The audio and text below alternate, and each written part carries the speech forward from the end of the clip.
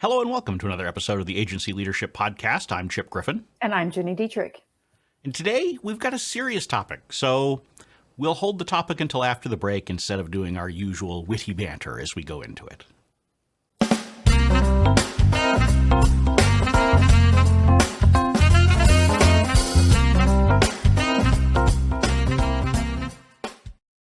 Before we begin, Chip, I have something to say. Oh boy. Happy birthday! I've been waiting. Yes, when folks listen to this, I will be well past my birthday, but as we record this, it's tomorrow. We are a mere less than 24 hours away from my birthday. Well, thank you, Ginny. And I have to say that a Friday birthday is good because you can spend the whole weekend celebrating. Sure. Yeah, I'm not a big birthday person. I'm not big on holidays, birthdays, really anything fun. You know? I actually know that about you. You are a fun killer. Unless I am, and everybody knows that about me, so I'm okay with that. Yeah, you are a fun killer. I agree. Yeah. I like to have fun all the time. I don't think you need to have forced holidays and Hallmark holidays and blah. Your birthday, the day you were born. No, you don't want people to celebrate you? Allegedly. I mean, I don't remember it. Fair. And that's not just because I'm old. So. All right. No comments. Well, so we're gonna make a hard right turn from that. Yeah. So happy birthday.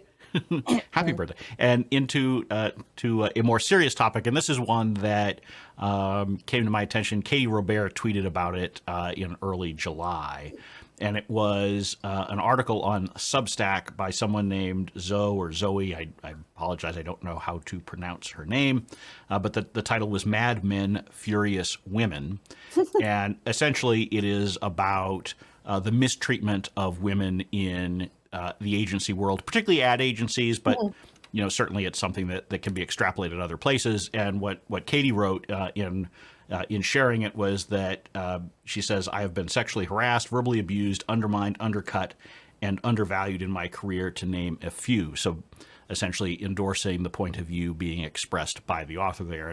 And we'll include a link to this in the show notes.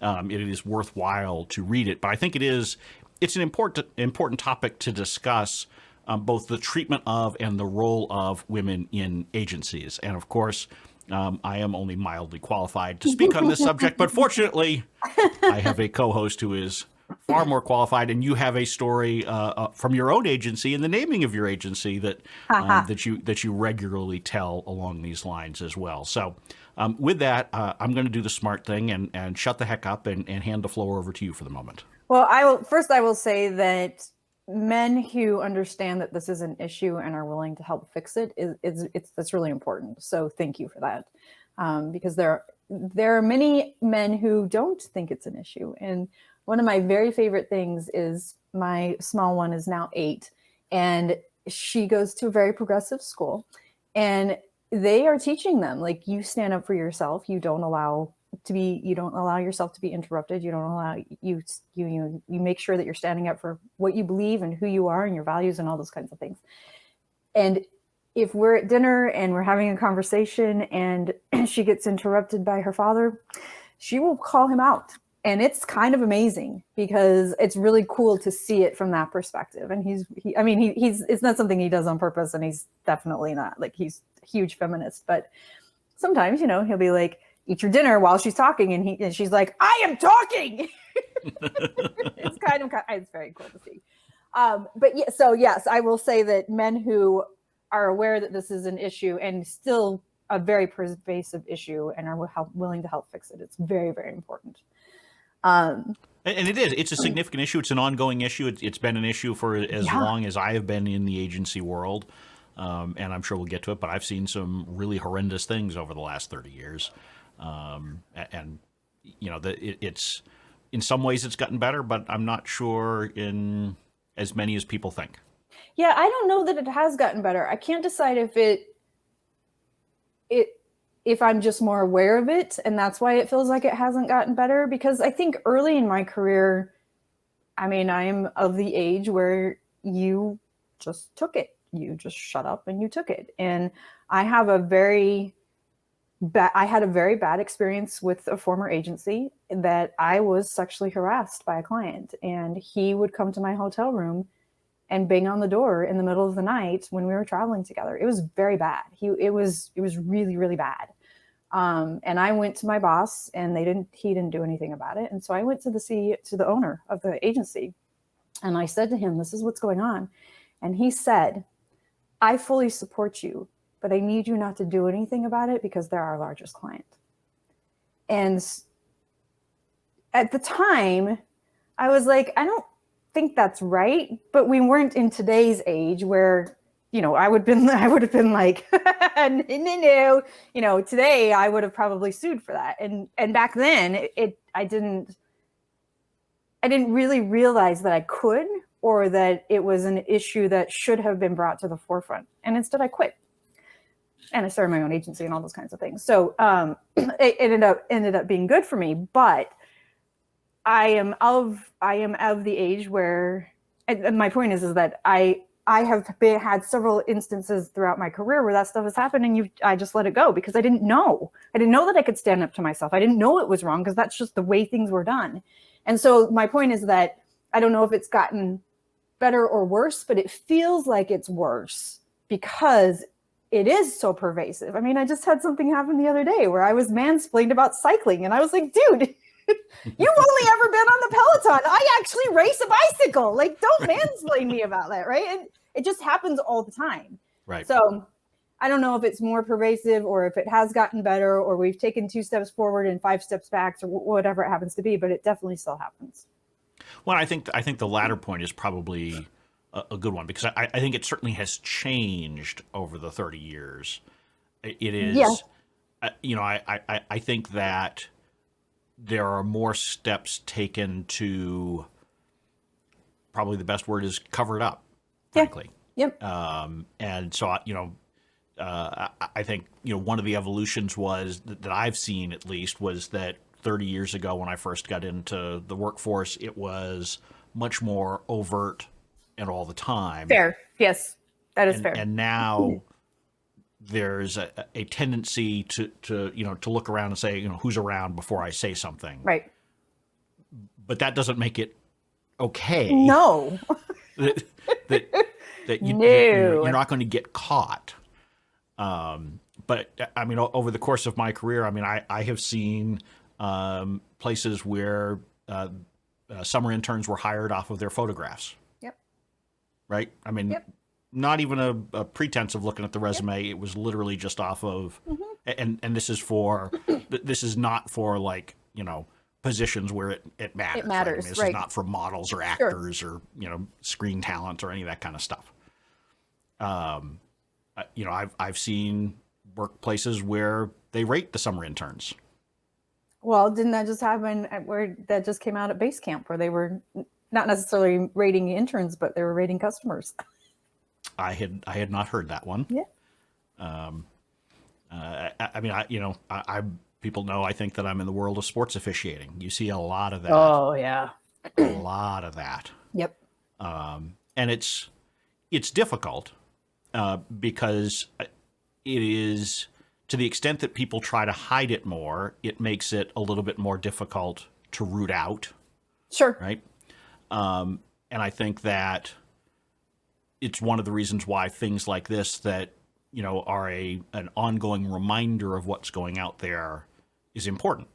Right. I mean, I think that if everybody's sort of handling things one-on-one individually, that's not really solving the problem. You really have to look at it more broadly and do the one-on-one hand-to-hand combat. Mm-hmm, mm-hmm. One of the things, as you're talking about this, I've been thinking about is Bill Cosby being having his sentence negated. That's not the right word, but he's out of jail, out of prison.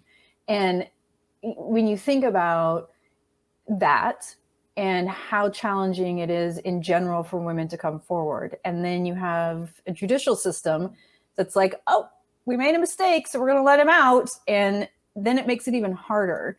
And how that at that very high level then starts to permeate through everything. It starts to permeate through business, and it starts to permeate through life. And it permeates the whole society and culture of the country. And until we can get all those things fixed, and you're right, until we can figure out how to do it so that people aren't just looking around and doing it in secret, but that it just doesn't happen. I don't know what the answer is. I do know, like, I look at my nieces and certainly at my child, and the next generation is not going to take it. Like, it's just not. They're not going to be afraid to come forward. They're not going to be afraid to speak up. They're just not. And so I do think we're going to see bigger shifts and bigger change systemically, in the next 20 years. But certainly right now, it definitely feels 2 steps forward, 5 steps back.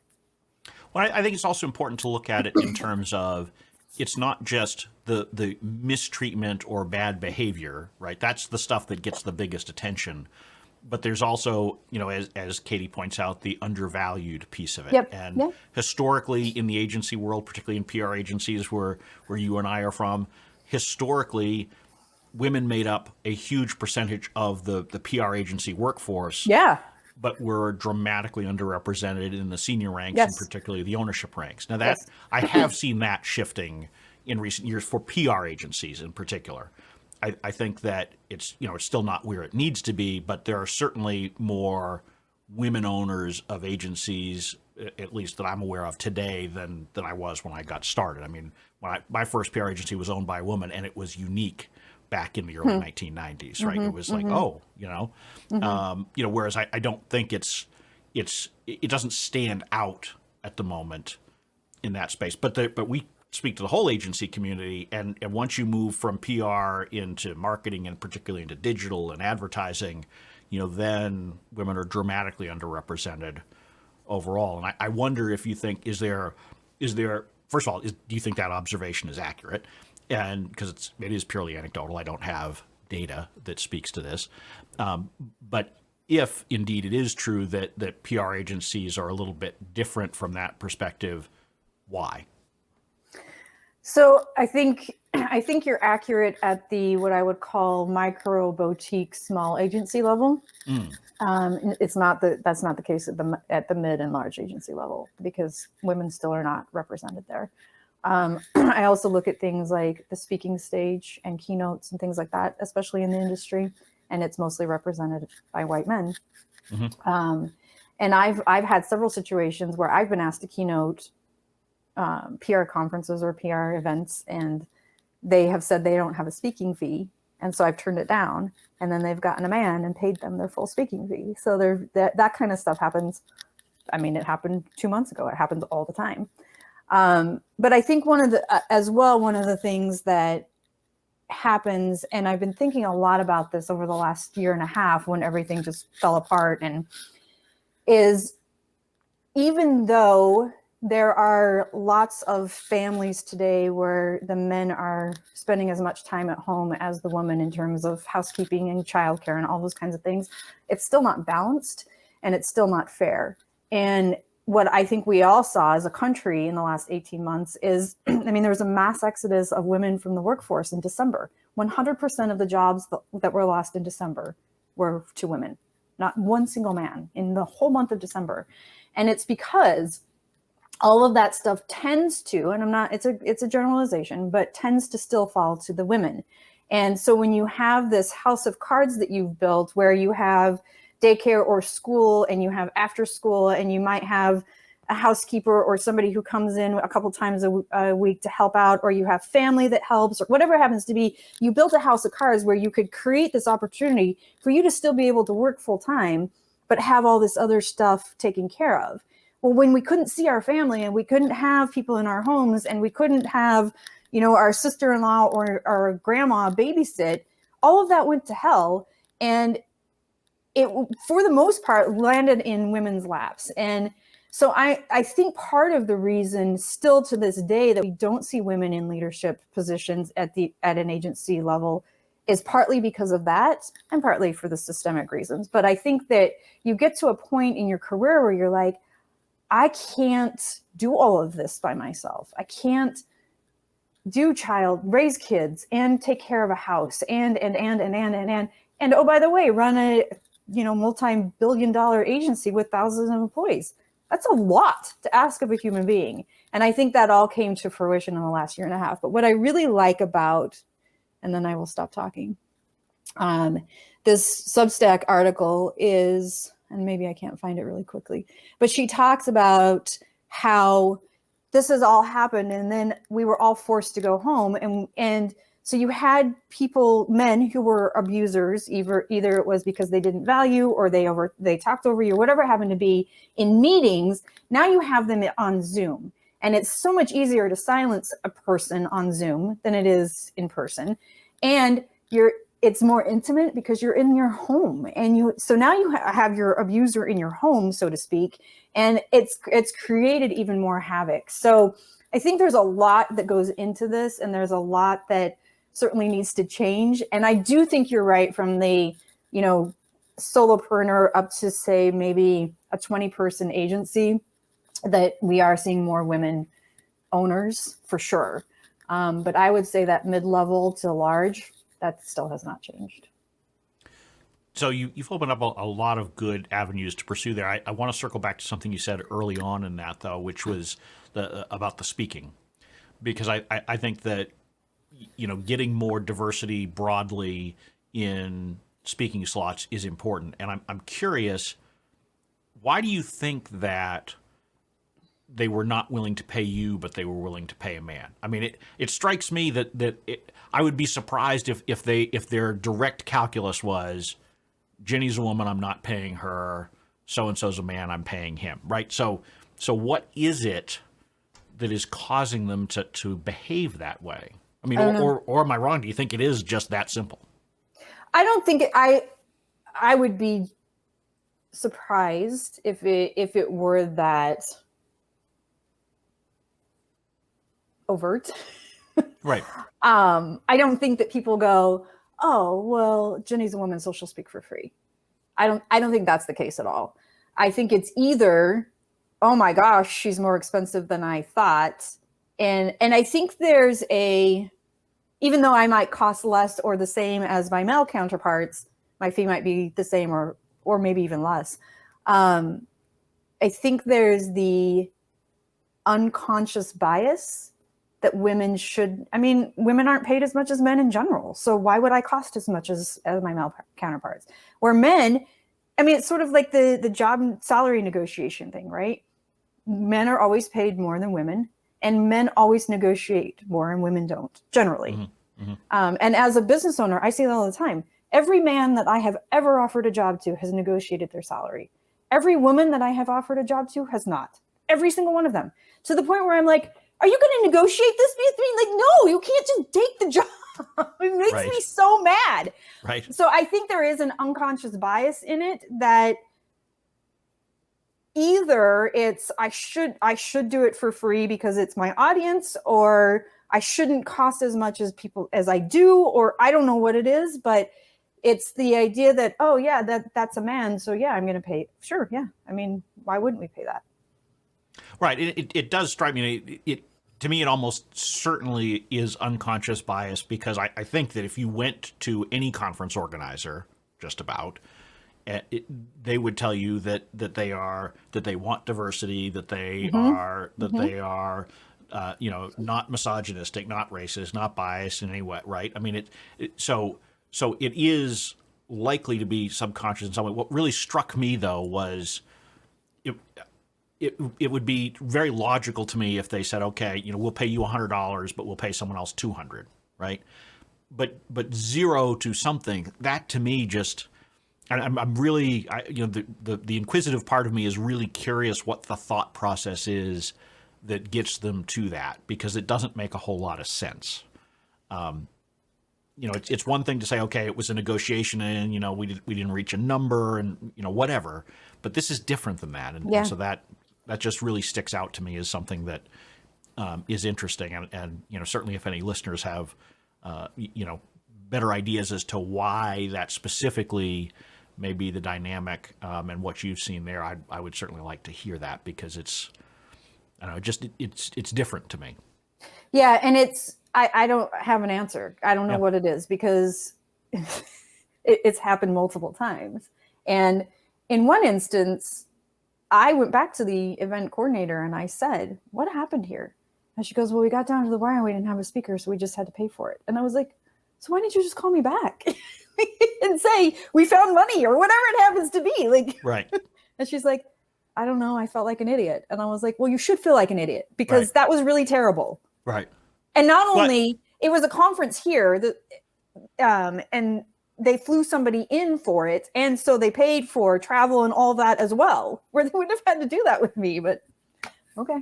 Well, so I mean, that's interesting. So I wonder if it is ultimately almost embarrassment on their part, right? That they said we don't have a budget, and now they have to come to you sort of hat in hand and say, turns out we can come up with something. I mean, to me, it's still a silly explanation, but I wonder if maybe, it's because they went to you first. They were hoping not to pay for it or planning not to pay for it. You said, I do it for fees, not for free. And, and so then it was that level of embarrassment to come back and say, okay, we've now come up with, I don't know. I mean, it just, that would at least to me be an explanation. Yeah. I mean, in that case, she did say she was embarrassed. And I was like, all you would have to do is say, hey, we found some money or we got a sponsor. Like, right. It's not that hard. It's not. Right. It's different than if you come to them and say, look, we booked you. We don't have the money. So now can you do it for free? Right. That would be an embarrassing conversation. But coming and saying, we can offer you something or more or whatever, there really shouldn't be a reason to be embarrassed about that. No, but you'd also raised the last year and a half and the way that the nature of work has obviously changed dramatically, but I think we've all agreed from the conversations that we've had on this show and elsewhere that a lot of the changes will stick. There will be more remote work. How much is still an open question. How does that over time impact the dynamic, and does it help or hurt the role of women in agencies? Obviously, I think we would all agree that last year was bad, right? But part of that was because not only were you working remotely, but kids were not in school. And so there were a lot of things that you would normally be able to do in order to free up time that weren't there. So you had a double whammy in the dynamic. As we get to a place where schools are hopefully reopened in the fall, and Gini is no longer an elementary school teacher. Not happening. At least not for your daughter. I mean, maybe you're still an elementary school teacher for your clients and employees, but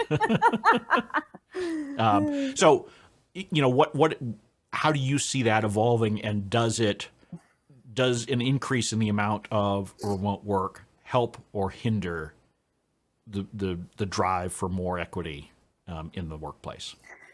So, we've been remote for a decade now, which is still shocking to me. But part of what I have found benefit-wise is, and I've talked about this before, but it's the idea that we can hire the best person for the job no matter where they are in the world. And we have people around the world who work with us, mostly North America and Europe. And we have found that it breaks those barriers and those walls down fairly easily. I think there's also been research that has, and I've been studying up on this. There's research that shows that from a diversity, equality, and inclusion perspective, remote work is easier because you can include. It's easier to make people feel included. Whereas in the office is a little bit harder because you get cliques and you have water cooler talk and that kind of stuff that happens with people in general, and people feel excluded in person. What I found interesting about this Substack that Katie had tweeted about is that what I mentioned before is that she felt like she was bringing her abuser into her home. And so I think that's a different issue. But if you're remote, maybe, and you get to a point where employees have always been remote, where they haven't ever been together in person, because the culture has shifted and hiring and firing and all that kind of stuff has shifted. Maybe it gets to the point where that's not the case anymore, because you can't hide that on Zoom, right? You can't do the one-off look around and see if anybody's paying attention on Zoom. The only way you could do that is if it were one-on-one, and that's pretty easy to change. Like you can't You just be like, I'm not having a conversation with this person on Zoom by myself. So I don't know. I don't know if it equalizes it. Some of the research shows that it will and that it does, which would be fantastic. And, I'm a big fan of being remote. So I think time will tell for sure. Mm-hmm. So, as we, move towards wrapping up this conversation, because we're almost out of time, if you were offering advice to folks who are interested in making a difference, whether that's, women or men or whomever, what advice would you offer on how to make a difference here going forward? Not just the basic, don't harass, don't discriminate, Right. But what are some practical things that you think we should be thinking about and doing? I think that there's a couple of things, and I think this is important with race equality as well, is read, pay attention, have conversations, read up on DE&I and pay attention to what the experts are saying. Have hard conversations. Some of this stuff is really hard to read or to listen to, there's some really good podcasts, but really educate yourself, just like you would if you were trying to figure out how to do email marketing or content marketing or, run a business or leadership skills. The same thing applies here. Do your professional development around this kind of stuff. And it doesn't matter if you're male, female, or non-gender, like you have to do the hard work, because I can sit here and say what it's like as a woman, and you can sit there and say what it's like as a man, but neither one of us have the experience of the other. So it's important to have those conversations and to really inform and educate ourselves. And then if you see something, speak up, say something. Like, I know it's kind of trite and cliche, but do it, because that's what's going to make the difference. Well, I think that is the toughest part, but the most important part, right?